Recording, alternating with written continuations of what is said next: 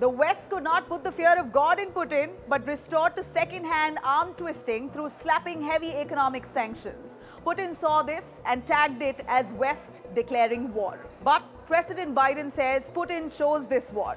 Putin is not the only one affected here. Russian oligarchs are also coming under fire.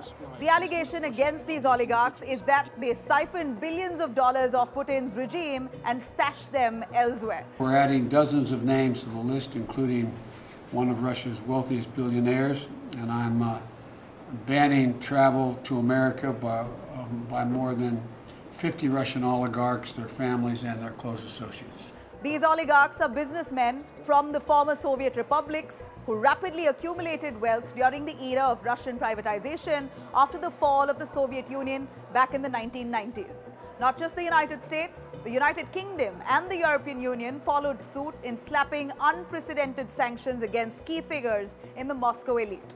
Even countries long known for harboring assets with few questions asked, such as Switzerland and Monaco, have joined in with the measures. Lawmakers, high-ranking military officers, prominent journalists, tycoons and finance chiefs have also been targeted. Their financial assets have been frozen, and some measures also ban them from entering the sanctioning nations. Now, those high-profile individuals who've been affected through these sanctions include Nikolay Tokarev, the president of oil and gas giant Transneft, Rostec defense firm chief Sergei Chemezov, or VEB development bank head Igor Shevalov. I think it is the end of an era, quite apart from anything else.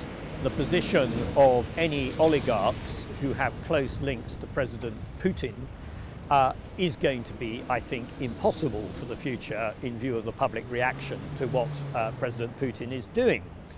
That was one of the problems in the first place. It was obvious that many of these people were keeping very close links with the Russian state and indeed, therefore, could do President Putin's work for him. All that, I think, has been completely blown apart. In the United States, for instance, a task force named Capture is pursuing the oligarchs' assets. Billionaire industrialist Oleg Deripaska and Mikhail Fridman, a founder of Russia's largest private bank, both have urged to end Putin's war. Both of them are on the sanctions list of the United States and the EU, respectively. The change in their tune is quite evident now as they're feeling the hurt of sanctions squeezing them. Let me give you another example here of how these oligarchs are jumping ship in panic. Another billionaire businessman and close associate of Putin, Roman Abramovich, has now put his British soccer club up for sale and vowed to donate all those proceeds to all victims of the war in Ukraine. The oligarchs are now feeling the hurt, and it's probably the West's biggest win as they have a very important role in Putin's Russia. Why? Because they provide invaluable support to Putin's regime, lead key companies and institutions, and also help conceal the president's own enormous wealth.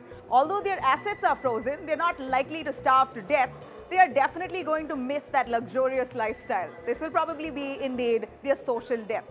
For more informative videos like this, keep watching India Today NewsMo.